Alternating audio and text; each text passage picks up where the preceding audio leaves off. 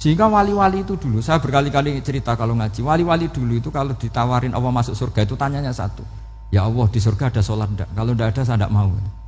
Kalau sampean pasti enggak tanya gitu, pasti itu sudah ada. Gini, enak mlebu swarga ora usah sholat mesti gitu. Sudah jadi sudah lama sekali nganggap sholat itu problem. Dan itu berat masuk surga kalau begitu terus itu berat. Itu pertanyaannya gitu. Karena alam rohani kita, saya ulang lagi, alam rohani kita itu tidak kebayang kalau kita hanya nyuwun sewu nikmati secara seksual, secara biologis. Makanya ada ulama ditanya, kenapa sholat itu lebih indah ketimbang nikmat al-wiqa misalnya, nikmatnya hubungan biologis. Jawabnya ulama itu gini, lucu, jawabannya sederhana. Nikmatnya kamu punya anak itu apa? Jawabnya ulama itu lucu. Kalau sakit dia sembuh, kalau hilang dia datang. Saya ulang lagi ya, kalau sakit dia sembuh, kalau hilang dia datang. Sekarang orang tua yang punya anak sakit koma di UGD atau di emergency, itu senangnya tuh mengalahkan kesenangan apa saja. Kira-kira orang yang berhubungan intim atau yang hubungan biologis dengan orang yang sedang anaknya sembuh dari koma, senangnya senang mana? Senang yang melihat anaknya sembuh dari koma. Senikmat apapun hubungan biologis, seneng anaknya yang hilang ketemu. Nah, kalau anak ketemu saja orang seseneng itu, apalagi kita di surga, ketemu zat yang lama kita sembah, yang lama kita rindukan, yang lama kita rindu, kemudian ketemu di surga, maka tidak ada artinya surga tanpa melihat Allah Subhanahu wa Ta'ala. Memang harus dijelaskan secara rohani. Akhirnya orang ngerti bahwa nikmat tertinggi di surga adalah melihat Allah Subhanahu wa Ta'ala. Karena kalau anak-anak muda mungkin protes, ya enggak, ya enak kumpul sama widadari gini-gini. Wah itu kan yang trauma bojone jelek gitu. Wah itu yang bojone jelek mesti kesusu masuk surga karena itu sudah jelek, cerewet, nggak mati-mati kan gitu. Terus dia ingin masuk surga mesti niatnya welek, mesti pikiran pertama itu kumpul widadari. Tapi ada ulama yang bikin analogi tadi, misalnya istri kamu cantik, kemudian anak kamu sakit, koma. Hubungan dengan istri sama dengar berita anak kamu sembuh, seneng mana? Seneng anak sembuh. Sama anak yang hilang, seneng mana? Anak yang hilang ketemu. Maka terus ulama bisa menjelaskan itu. Kalau orang ketemu anaknya seseneng itu, apalagi ini ketemu Tuhannya yang bertahun-tahun disembah, kemudian tidak pernah melihat. Di surga itu nanti kita melihat Allah Subhanahu. Makanya Allah begitu bangganya mempromosikan surga. Surga itu apa? Surga itu wujuhu yauma idzin nadhirah ila rabbiha nadhirah, yaitu wajah-wajah berseri-seri dan melihat Allah.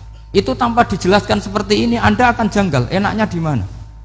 Tapi setelah dijelaskan detail gini oleh ulama, maka kita akan tahu an-ni'matul uzma sing enggak ada perbandingannya adalah nikmat masuk apa? Surga karena melihat Allah Subhanahu wa Ta'ala. Ya jadi saya berkali-kali pokoknya minta sekali, hadil umat harus umat yang rasional, terutama dalam mengemban tauhid. Karena tauhid ini yang disebut kalimah. Sampai Allah mengistilahkan kepada Nabi Ibrahim itu wa ja'alaha kalimatam baqiyatan fi aqibih. Kalimat tauhid adalah kalimat yang akan abadi di anak cucunya Nabi Ibrahim. Baik anak cucu yang karena gen, mau anak cucu yang karena sebab, yaitu santri dengan kiai.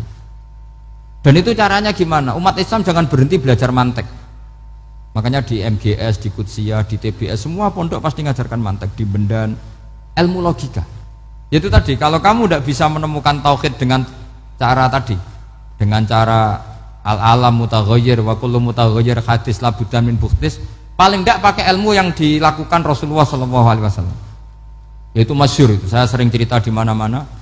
Ada orang namanya Jubair bin Mut'im, Muhammad bin Jubair bin Mut'im. Itu dulu dia kafir. Dia orang pinter sampai dipasrai jadi negosiator untuk mengurus tawanan perang Badar yang ditawan Rasulullah SAW. Ketika datang di Medina, delalah pas maghrib, Nabi baca wattur wa kitabim mastur. Di antara ayat yang dibaca Nabi itu am khuliqu min ghairi syai'in, masa manusia sebanyak ini kemudian mereka diciptakan oleh ketiadaan. Min ghairi syai'in itu oleh ketiadaan. Masa alam raya yang wujud ini, alam raya yang punya eksistensi ini, kemudian penciptanya adalah ketiadaan. Padahal wal adamu la yakhluqu wa la yu'assiru wa la kadza wa kadza. Tentu sesuatu yang tidak ada itu tidak bisa dikatakan sebagai pencipta. Wong nggak ada, jadi faktor saja nggak mungkin, apalagi jadi pencipta. Itu Nabi habis sholat langsung beliau sungkeman, ya Muhammad, saat ini juga saya iman. Karena logika yang dibangun ayat yang kamu baca itu menghabiskan semua logika saya. Intinya logika tauhid itu akan mengalahkan semua teori non tauhid. Itu yang disebut bal naqdhifu bil haqqi 'alal batili fayadmaghuhu fa idza huwa zahid. Kebenaran tauhid itu akan menghancurkan kekuatan apa saja. Fayadmaghuhu itu di tafsir Tobari disebut dorbatan tasujud dimah. Satu pukulan sing sampai menjadikan otak itu hancur. Mulanya disebut damagho, dimah itu maknanya otak. Maka kamu jangan khawatir kalau Islam didiskusikan di Uni Soviet, didiskusikan di Kanada, didiskusikan di Korea, pasti kalimat tauhid akan mengalahkan kalimatul batil. Pasti ja'al haqqu wa zahaqal batil, innal batila kana zahuq. Tapi syaratnya kita harus kuat. Makanya saya ini senang sekali yang namanya ngaji, itu saya senang. Karena saya tadi bercita-cita ingin jadi dosen setelah mati. Karena di dunia sudah tidak jadi apa? Dosen. Saya ingin seperti Imam Amudi. Pertama ketemu Allah, beliau disuruh ngajar malaikat tentang ilmu apa? Matematika yang mengarah ke tauhid. Jadi diajarkan. Kamu tahu angka 2, angka 3, angka 4, semuanya bersumber dari angka 1. Berarti semuanya berawal dari 1. Gak tahu setelah itu malaikatnya dites lagi apa enggak, gak tahu. Pokoknya pas itu malaikat ya paham semua, oke. Kayak apa hebatnya umat Rasulullah Shallallahu Alaihi Wasallam? Karena akalnya kuat. Sehingga kita harus kuat. Sehingga kalimat yang benar disebut kalimat haqqin 'alaiha nahya wa 'alaiha. Nah, kalimat yang salah disebut kaburat kalimatan takhruju min afwahim. Kalimat menjadi kalimat karena diucapkan, tapi tidak menunjuk hakikat. Kayak ini misalnya, ini tutup, ini putih, terus saya katakan hitam, berarti saya mengatakan ini hitam sebagai kata-kata karena diucapkan, tapi tidak pernah menjadi hakikat karena hakikatnya ini putih. Itu hebatnya Quran. Makanya Quran kalau gojlek orang kafir itu, gojlek orang kafir itu sebut apa? Kaburas kalimatan takhruju min afwahim. Tapi untuk kalimat tauhid dikatakan apa?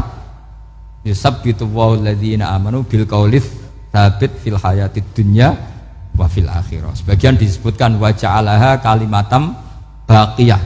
Kenapa kalimat tauhid itu kalimat yang abadi? Karena Allah sebagai Tuhan di dunia juga sebagai Tuhan di akhirat, dan selalu Tuhan pada masa yang tidak terbatas. Itu disebut wa ja'alaha kalimatam baqiyah. Kemudian umatnya Nabi mengganti kalimat yang gampang. Allah punya sifat baqo, punya sifat akhir. Maksudnya akhir itu la akhirullah.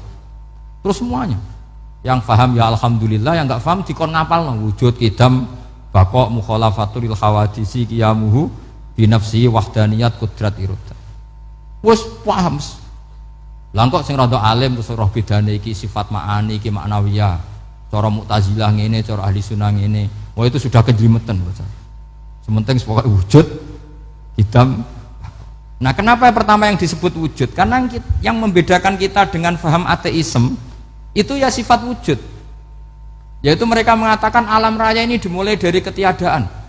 Wah itu akal mana saja itu nggak bisa nerima, masa ketiadaan menciptakan sesuatu yang ada.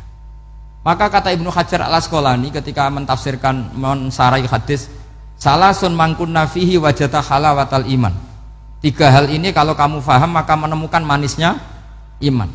Manis itu enak. Terus kata Ibnu Hajar al-Asqalani, masih ingat betul dalam sarahnya Fathul Bari, wa yusamma inda ahlil aql, misalnya al-iltizat al-aqli. Agama ini mengajarkan kenyamanan cara berpikir. Coba kalau sampean seorang doktor atau seorang profesor atau seorang pinter, kemudian kamu dipaksa mengimani bahwa alam ini diciptakan oleh ketiadaan, itu bisa tidur gak? Oh tidak bisa tidur. Sampean misalnya orang pinter dididik di kampus atau dididik di pondok, alam ini yang wujud, yang menciptakan itu sesuatu yang tidak wujud, kamu bisa tidur gak kira-kira? Ini guru apa? Ini sarap ini. Mosok hadil maujudat khalaqahal adam, sesuatu yang wujud diciptakan ketiadaan. Tapi agama ini membawa sesuatu yang menyenangkan untuk akal, yaitu hadhil maujudat khalaqaha wajibul wujud. Maujudat yang wujud ini diciptakan super maujud, yaitu oleh bahasa pondok disebut wajibul wujud. Kan terus seneng, wajar dong kalau sesuatu yang ada diciptakan oleh yang ada. Lah tentu ada pencipta, terus ada super, disebut wajibul wujud. Kan terus enak. Nah, itu kata Ibnu Hajar al Asqalani disebut wajadah halawatal iman.